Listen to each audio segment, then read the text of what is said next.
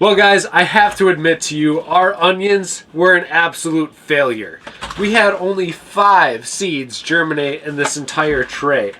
I'm not sure exactly why, but I think it might have been a little bit too cool in the basement for these onion seeds, while everything else did germinate okay. So I am done with the seed starting tray for our onion seeds, and I'm going to show you guys a new method that you can try at home that's going to guarantee you have enough onions for your garden.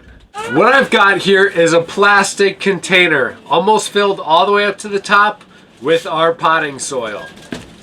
All we're going to do is take our seeds and dump almost all of them right up on top of the surface here. Dump them all on there. Good job.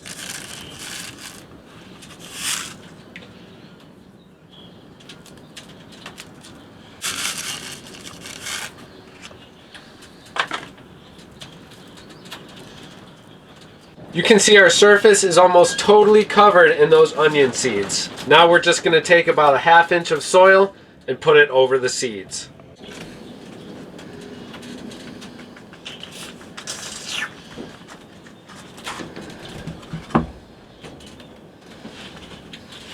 No. We've got the seeds in there. We covered it in the soil.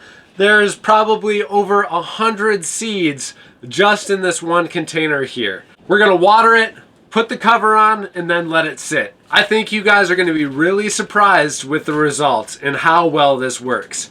Onions are a little bit different in that the root systems are so strong and tough that when this carpet of onions grows up from the soil, we can simply rip them apart piece by piece and then transplant them into the garden. So stay tuned for an update video on these onion seeds. I'm so excited, and I hope you guys try this at home because I'm never going back to starting my onion seeds in a seed starting tray ever again. What do you think, buddy? They ready to go?